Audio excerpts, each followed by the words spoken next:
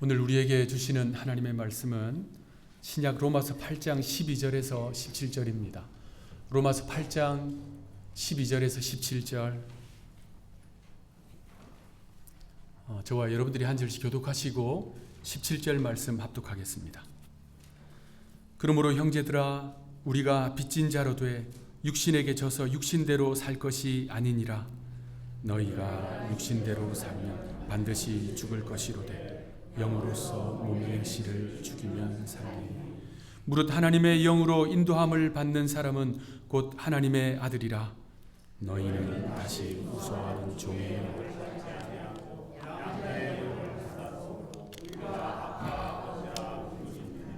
성령이 친히 우리의 영과 더불어 우리가 하나님의 자녀인 것을 증언하시나니 자녀이면 또한 상속자 곧 하나님의 상속자요 그리스도와 함께한 상속자니 우리가 그와 함께 영광을 받기 위하여 고난도 함께 받아야 할 것이니라. 아멘. 로자리아 샴페인 버터필드라는 이름의 인물이 있습니다. 현재 노스캐롤라이나에 살고 있는 60대 중반의 미국 여성입니다. 이분은 원래 시라큐드 대학교, 그러니까 뉴욕주에 있는 그 사립대학교의 영문학 교수였습니다. 그 학교 역사가 150년이 좀 넘는데요. 그 학교 개교 이래로 지금까지 가장 젊은 나이에 종신 교수가 되었습니다. 그만큼 실력을 인정받는 학자였지요. 그런데 그 교수의 전문 분야가 영문학만은 아니었습니다. 페미니스트 이론, 퀴어 이론의 전문가였고요. 본인 자신도 레즈비언으로서 많은 동성애자들의 지지를 받는 동성애 옹호 활동에 이름난 지도자였습니다. 기독교에 대해서 적대적이었던 이 학자가 어느 날 신실한 그리스도인 가정을 만나게 됩니다. 그 가정의 사랑과 친절 속에서 복음을 받아들입니다. 그리고 회심을 합니다. 그리고 자신의 그 회심의 과정을 담고 있는 자서전적 회고록 뜻밖의 회심이라는 책을 써냈습니다. 그 회심은 단번에 이루어진 것이 아니었습니다. 거의 2년 동안 성경을 읽고 기도를 하고 믿음의 사람들을 만나고 신앙적인 활동을 하는 그 과정 속에서 이루어졌습니다. 그래서 그 책을 통해서 기독교를 싫어하고 기독교인들을 늘 경계했던 자신이 어떻게 십자가 앞에서 삶이 완전히 바뀌었는지 회개와 믿음을 통해서 자신의 정체성이 어떻게 재정립되었는지 그 과정을 솔직하고도 날카롭게 예리하게 풀어주고 있습니다. 그 후 그분은 목사님과 결혼하여서 목회자의 아내로 복음을 따라 살고 있습니다. 그분의 책, 이 뜻밖의 회심의 내용은 앞서 설명했듯이 기독교에 대해서 적대적이고 퀴어 이론의 학자요 또 레즈비언이었던 사람이 어떻게 성경으로 복음으로 돌아오고 헌신적인 믿음의 길을 가는지, 그런 그분의 삶은 같은 이슈를 가지고 있는 이들에게 복음의 능력이 무엇인지 알려주는 희망의 메시지가 되고 있습니다. 그 책이 300페이지 남짓한데요. 앞서 설명한 내용이 그 분량의 절반 정도 됩니다. 그리고 그 뒤에 절반의 내용은 그래서 현재 어떻게 살고 있는가입니다. 이분은 회심을 하고 결혼한 후 입양을 통해서 자녀를 키우는 삶을 선택합니다. 가정이 사랑과 복음의 통로가 될 수 있다라는 것을 보여준 것이지요. 여러 아이들을 입양했습니다. 피부 색깔과 관계없이 여러 아이들을 입양했어요. 그 아이들을 어떻게 복음으로 키우고 사랑으로 키우는지, 또 그것이 하나님께서 자신에게 맡겨주신 사명임을 그 책을 통해서 보여줍니다. 여러분들도 아마 읽으셨겠지만 최근에 신문에서 한국 정부의 해외 입양을 단계적으로 중단한다라는 내용을 읽었습니다. 한국의 해외 입양은 1953년도에 시작되었습니다. 6.25로 인해서 발생한 수많은 전쟁 고아들, 그 고아들을 한국이 거의 폐허 상태였잖아요. 국내가 다 수용할 수 없어서 해외로 입양을 보낸 것이 그 시작이었습니다. 이후 73년 동안 해외 입양이 있어 왔는데 연간 최대 8,000명 이상의 아이들이 해외로 입양 보내지면서 아동 수출국이라고 하는 오명을 안고 있었지요. 그런데 지금은 한국이 잘 살잖아요.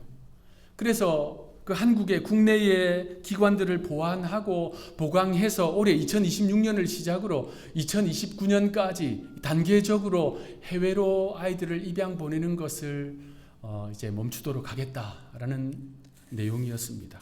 이것이 가능한 이유는 나라가 예전보다 잘 살게 되었고, 그리고 아동의 권리 무엇보다도 그러한 공적인 시스템들이 과거에 비해서 많이 갖추어지기 때문 아니겠습니까?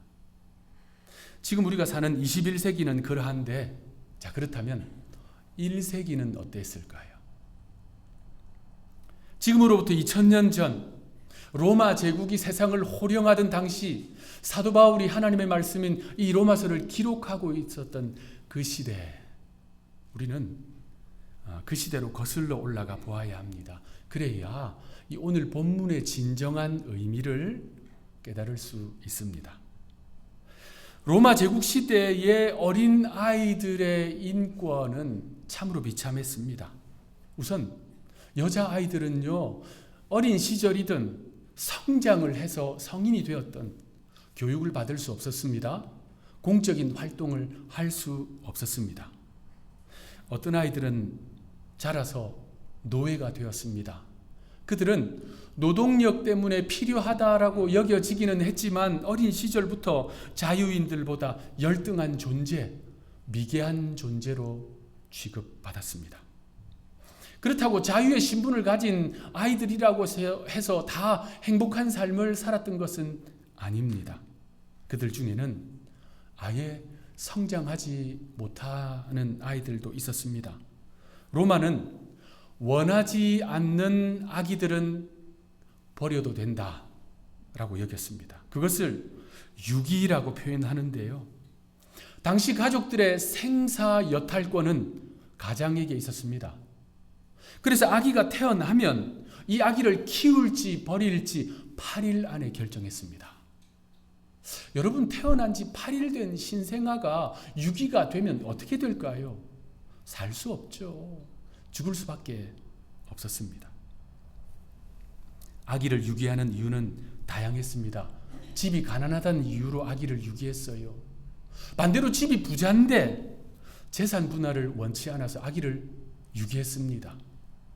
남자아이가 태어나기를 바랬는데 여자아이가 태어나자 유기해버렸습니다. 또 아기가 태어났는데 사생아라는 이유로 유기해버렸습니다. 이처럼 아기를 유기하는 이유는 끝도 없었습니다. 그 유기되는 아이들은 대개 쓰레기더미나 인분 구덩이에 던져졌습니다. 또 장애가 있거나 그저 약골로 보이는 아이들, 태어났는데 애가 좀 약하게 보여요. 그런 아이들도 내다 버렸는데 주로 물에 던져 버렸습니다. 고대 로마법은 장애가 있는 아이는 신속히 버리라라고 기록되어 있었습니다. 최근에 고고학적인 발굴에 대한 기사를 읽었어요. 끔찍한 장면이었습니다. 로마 시대에 하수구에 내던져져서 유기되어서 죽은 아이들의 100명이 넘는 유골이 발견되었습니다. 참으로 잔인했지요. 그렇게 유기된 아이들은 거의 다 죽을 수밖에 없었습니다. 그런데 더러 구조되는 경우가 있었습니다. 구조된 아이들은 거의 노예가 되었어요. 그런 아이들이 또 쌓이고 흔해지다 보니까 그런 아이들에 대한 호칭, 이름이 생겼습니다. 헬라어로 그들을 코프로스라고 불렀어요. 그런 아이들을 코프로스, 코프로스라고 불렀습니다. 헬라어 코프로스는 똥입니다. 예수님은 바로 그런 시대를 사셨어요. 유대 땅도 로마의 통치하에 있었잖아요. 사도 바울도 마찬가지입니다. 당시 유대인들은 유대교 신앙 때문에 신생아 유기를 반대했습니다. 그런데 그 시대 예수님은요, 유대인들 사이에 사생아로 간주되었습니다. 유대인들에게 있어서 사생아란 두 유대인 간의 금지된 관계에서 태어난 자식을 뜻했습니다. 여러분, 우리 예수님이 이 마리아가 요셉과 약혼은 했으나 혼인하기 전에 잉태되셨잖아요.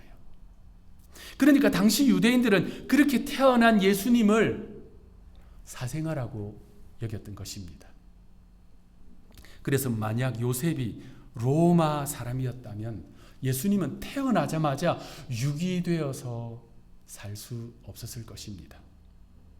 물론 그 당시 로마 부모들도 지금처럼 자식에 대한 애틋한 마음, 사랑이 있었겠지요. 그러나 그 시대 전체, 또 사회 문화 자체에서 아이들의 인권은 매우 취약했고, 그래서 아이들은 언제든지 버려질 수 있는 대상이었습니다. 자, 그러한 시대에요, 어느 날 아이들이 예수님께 나왔습니다. 제자들이 어떻게 합니까? 아이들을 혼쭐 내면서 쫓아냅니다. 그런데 예수님은 그 아이 중에 하나를 가까이에 부릅니다. 사람들 사이에 세우세요. 그리고 주님은 이렇게 말씀하셨습니다. 마태복음 18장 2절로 4절 우리 한 목소리로 읽겠습니다. 시작. 예수께서 한 어린 아이를 불러 그들 가운데 세우시고 이르시되 진실로 너희에게 이르노니 너희가 돌이켜 어린 아이들과 같이 되지 아니하면 결단코 천국에 들어가지 못하리라. 그러므로 누구든지 이 어린 아이와 같이 자기를 낮추는 사람이 천국에서 큰 자니라. 예수님이 세우신 이 아이의 이름이 코프로스였을 수도 있습니다. 그 시대 그런 애들이 워낙 흔했거든요. 그런데 예수님의 이 말씀, 당시 어린이들을 회심의 예, 그러니까 구원받고 천국에 들어갈 회심의 본으로 꼽는 사람은요, 단언컨대 아무도 없었습니다. 유대 랍비들도 그런 말을 하지 않았어요. 한마디로 예수님께서 지금 하신 이 말씀은 그야말로 그 당시 그 어떤 사람의 머릿속에 마음속에 담아둔 적이 없는 이야기입니다. 주님은 구약 성경에 나오는 고아와 과부, 나그네와 이민자, 그들을 돌보라는 말씀을 선포하셨을 뿐만 아니라 더 나아가 빈민, 죄수, 종교적으로 죄인으로 취급받던 사람들, 그리고 장애인, 심지어 코프로스처럼 버림받았던 그 사람들까지 그 누구도 하나님의 나라에서 배제됨이 없도록 그들을 천국으로 복음으로 초대하신 것입니다. 예수님의 그 사랑의 넓이와 높이와 깊이가 어떠한지 그대로 보여주는 내용입니다. 로마 제국의 황제였던 마르쿠스 아우렐리우스, 오현제 중에 한 사람이거든요. 다 초대교회 시대잖아요. 그가 통치하던 시대에 전염병이 제국 전체에 퍼졌습니다. 그 전염병으로 그 황제뿐만 아니라 제국의 인구의 약 4분의 1이 생명을 잃었습니다. 그로부터 얼마 후 다시 전염병이 돌았어요. 당시 제국의 수도 로마 도성에만도 하루에 전염병으로 인한 사망자가 5,000명이 넘었습니다. 여러분, 우리 다 기억하잖아요. 몇 년 전 일이니까. 전 세계에 퍼진 코비드-19 팬데믹, 전염병.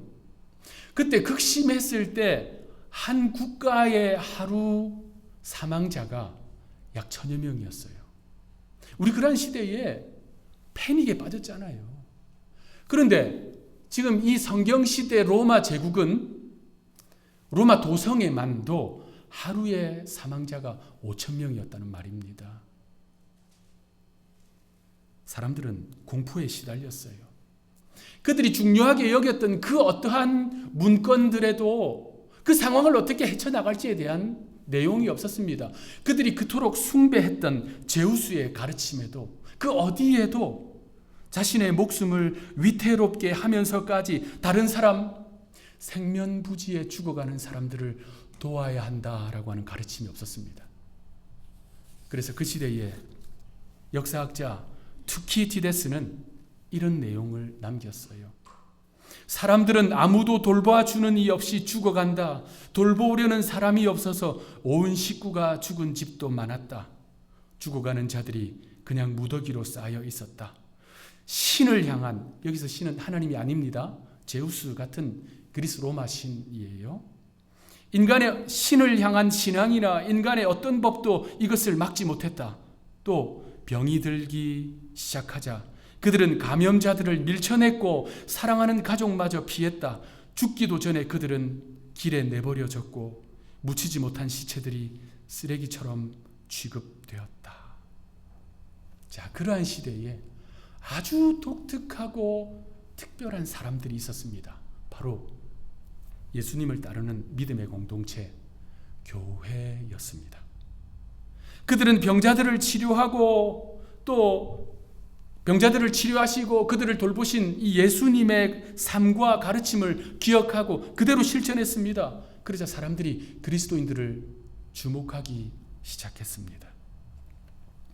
로마의 황제 율리아누스는요, 기독교인들을 참 박해했거든요.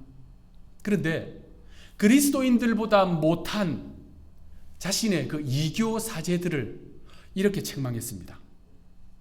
우리 사제들이 빈민을 무시하고 간구할 때 때마침 불경한 갈릴리파가, 기독교를 박해하는 상황이었어요. 불경한 갈릴리파가 이를 보고 헌신적으로 자선을 베풀었다. 불경한 갈릴리파는 자기네 빈민만 아니라 우리의 빈민도 거두고 있다. 다들 보다시피 우리는 우리 편 사람들조차 돕지 않고 있다.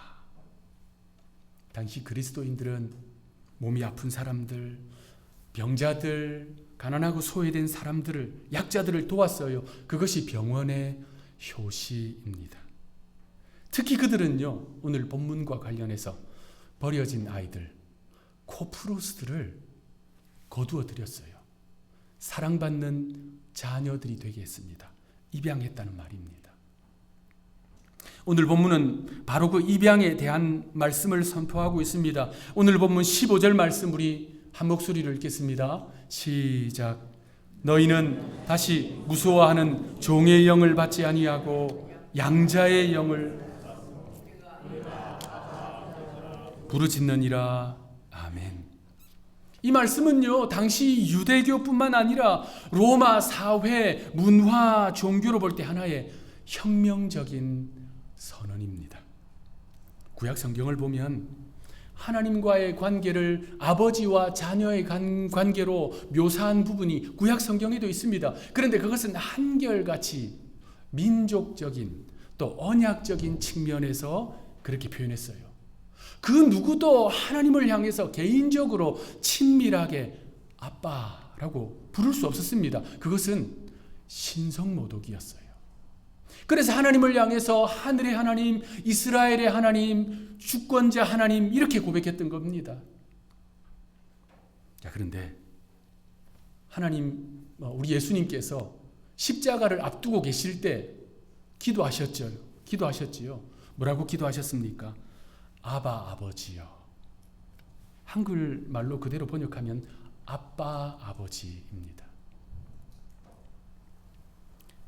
예수님께서, 하나님의 독생자이신 예수님께서 하나님 아버지를 향해서 아빠라고 부른 이 내용도 너무나도 파격적인데 우리도 하나님을 아빠라고 부를 수 있다는 것이 오늘 본문입니다.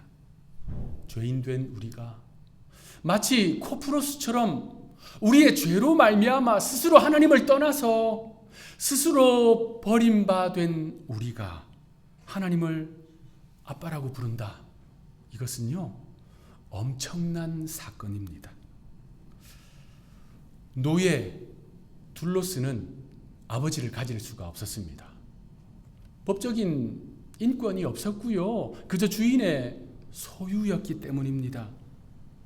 죄에 둘러쓰였던 우리가 하나님을 아빠, 아버지라고 부를 수 있다? 도대체 어떤 이유 때문일까요? 바로 하나님께서 저와 여러분들을 양자, 양녀로 삼아 주셨기 때문입니다.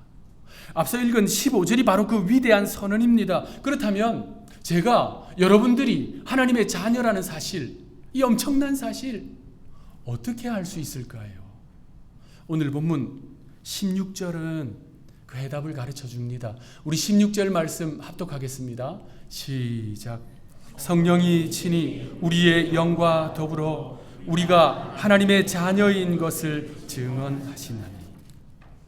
여러분 안에, 우리 안에 계신 성령께서 제가 여러분이 하나님의 자녀인 것을 알게 해주신다는 거예요.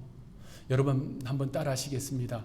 나는 손도 뭐 하십니까? 나는 하나님의 자녀입니다. 자, 이 시간에 세 분에게 앞뒤 좌우에 계신 분들 손잡아 주시면서 당신은 하나님의 자녀입니다. 한번 이야기하시겠습니다. 아멘. 여러분 이거 믿어지십니까? 아주 중요한 질문이에요. 이거 믿어지십니까? 여러분, 이게 그냥 믿어지는 게 아니에요. 우리가 종교심이 뛰어나서 믿어지는 게 아니라는 말입니다. 이거 아무리 이야기해도 안 믿어지는 사람 너무나도 많습니다. 이거 믿어지는 이유는 성령께서 우리 속에서 이 진리를 알게 하시고 믿게 해 주시기 때문입니다. 그래서 우리가 하나님을 향해서 아빠, 아버지라고 부르게 되는 겁니다.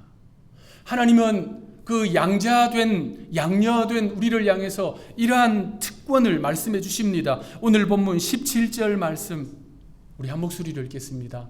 시작. 자녀이면 또한 상속자 곧 하나님의 상속자요 그리스도와 함께 한 상속자니 우리가 그와 함께 영광을 받기 위하여 고난도 함께 받아야 할 것입니다. 양자 양녀는 친아들, 친딸과 동일한 상속권이 주어집니다. 그러므로 그리스도 예수님, 우리 주님 독생자이신 그 예수님이 받으신 상속과 우리도 동일한 상속을 받는다라는 말씀이에요. 주님이 사망 권세 이기시고 부활하시고 영생하시듯이 우리도 사망 권세 이기고 영생의 상속을 받게 된다라는 말씀입니다. 사도 바울의 이 서신, 로마서를 받는 로마 교회 그리스도인들, 이들이 이 구절을 누군가 그 교회 지도자가 쭉 낭독해서 읽었을 거예요. 이 신약 성경에 나오는 서신서들은 회람 서신이었습니다. 공동체 앞에서 쭉 읽고 또 다른 공동체 앞에서도 쭉 읽는 이런 회람 서신이었습니다. 자, 그 교회의 지도자가 그 내용을 쭉 읽고 있을 때 그 로마 교회 안에 있었던 성도들은 그걸 들을 때 어떤 마음이었을까요? 로마 교회는 제가 앞서 여러 번 말씀드린 것처럼 유대인 그리스도인들과 이방인 그리스도인들로 구성되어 있었는데 그들 안에는 자유민도 있고 귀족도 있었지만 노예 둘로스도 있었고요.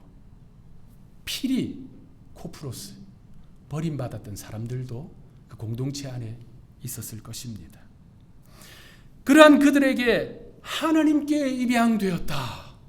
이 말씀은요, 너무나도 충격적으로 다가왔을 것입니다. 그들에게 있어서 입양, 양자됨, 이것은요, 이런 의미였습니다. 당시 로마 사회에서도 입양은 이루어졌습니다. 그 로마 시대에 입양된 양자는 핵심적인 4가지 특권을 탁 가지게 됩니다. 첫 번째는 법적 신분의 완전한 변화입니다. 양부의 이름, 신분, 시민권을 그대로 이어받게 됩니다. 무엇보다도 양자로서 새로운 가문에 완전히 편입이 됩니다. 둘째는 상속권이 보장되었습니다. 양자는 그 가문의 정당한 상속자가 되어서 혈통적인 아들과 딸이 가지는 그 상속권을 그대로 그 지위를 누리게 됩니다. 마치 태어날 때부터 그 집안에서 태어난 자녀인 것처럼 대접을 받게 됩니다. 셋째는 아버지의 권위 아래에서 보호와 명예를 누리게 됩니다. 양자는 그 가문이 가지고 있는 사회적인 위신을 그대로 다 가지게 됩니다. 그래서 과거는 잊고 완전히 영광된 새로운 미래를 가지게 됩니다. 로마 제국의 황제들 가운데 입양되어서 양자로서 황제의 자리를 그대로 이어받은 사람들이 여러 명 있습니다. 마지막 네 번째가 가장 중요합니다. 양자는 버림받지 않았습니다. 심지어 친아들이 버림받는 경우는 있어도 양자는 버림받지 않았습니다. 버리면 안 되기 때문에 버리지 못한 것이 아니에요. 양자로 받아들인 아들을 다시 버린다는 것은 그 가문의 명예와 사회적 위신이 완전히 붕괴되는 아주 치명적인 선택이었습니다. 그래서 양자는 실질적으로 사실상 버릴 수 없는 존재로 여겼습니다.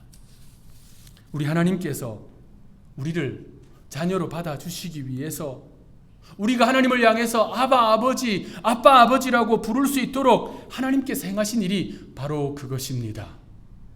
친아들, 독생자를 내어주시고 그 피로 우리를 사서 저와 여러분을 입양하사 하나님의 아들과 딸이 되게 하셨습니다.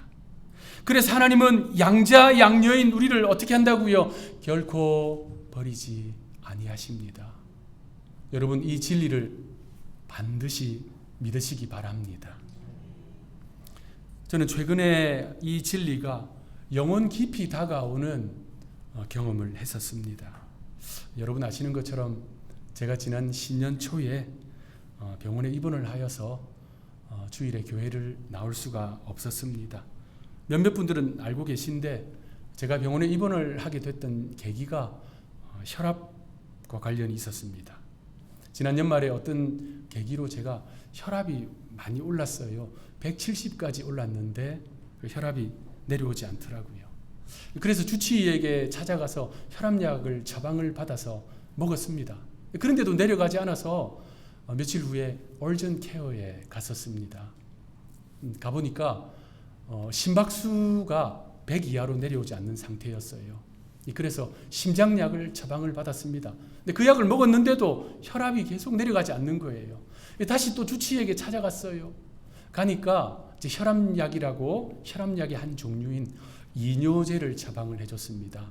이 이뇨제라는 것이 사람 몸에 있는 염분을 낮추어서 혈압도 낮추고 또 신장도 보호해주는 그러한 기능이 있다고 설명을 들었어요. 그래서 이뇨제를 이제 며칠을 먹는데 그 즈음에 제가 독감에 걸렸습니다. 그런데 제가 이태에 한 번, 3년에 한 번 가끔씩 독감에 걸리는 경우가 있거든요. 그런데 이번 독감은 완전히 차원이 다른 거예요. 밤에 잠을 한숨도 못 자고 아무것도 먹지 못하고 심장이 불편해서 숨을 쉬기도 힘든 그러한 상황이었습니다. 그래서 제가 견딜 수 없어서 이멀전시에 갔었어요. 그랬더니 이제 여러 가지 검사를 하고 나서 바로 입원을 해야 한다는 진단이 나왔습니다. 입원의 이유는 독감이 아니라 저칼륨증이었습니다. 몸에 있는 칼륨이 빠져나가서 아주 위급한 상황이었다는 것이지요. 이 사람의 몸에 여러 성분들이 있지만 이 칼륨이요, 이 정상치가 3.5에서 5.5인데 저는 그것보다 한참 못 미치는 상황이었습니다. 저에게 처방되었던 그 이뇨제, 혈압약 이뇨제가 저에게 치명적이었던 거지요. 저에게 맞지 않아서 이 몸에 있던 칼륨이 다 빠져나갔습니다. 칼륨의 기능 가운데 하나가 심장 근육을 관장한대요. 그런데 이제 며칠만 더 방치되었다면 저희 심장이 멈추는 그러한 상황이었습니다. 그대로 천국 가서 주님 만날 뻔했습니다. 그래서 의사의 지시대로 병원에 입원을 해서 링거 여러 개를 밤새 맞고 약을 투약 받아서 먹으면서 이제 칼륨 수치를 조금씩 이렇게 높여가면서 이제 밤을 새고 그 다음 날이 이제 주일이 되었습니다. 사실 제 기억으로 저는 그때 제 생에 거의 처음으로 입원을 한 상황이었는데 병실에 누워서 주일 새벽을 맞이했습니다. 저는 모태신앙으로 지금까지 주일에 제 기억으로 교회에 안 갔던 적이 없는 것 같아요. 휴가 때도 주일이 되면 교회를 찾아가고 코비드 때는 교회가 문을 닫는 바람에 저희 집을 교회로 만들었습니다. 그렇게 이제 신앙생활 쭉 해왔는데 처음으로 주일에 교회를 가지 못하고 이 병실에서 주일을 맞이하는데 그것도 신년 첫 예배를 맞이하니까 마음이 참 낙심이 되고 아프더라고요. 그래도 주일이고 신년 첫 주일이라서 새벽 6시 경이었는데 주일 예배, 신년 예배를 드려야겠다라는 마음이 들었습니다. 우리 교회 신년 예배 순서를 제가 다 알고 있으니까 그래서 이제 그 순서대로 혼자 병상에 앉아서 신년 예배를 시작했습니다.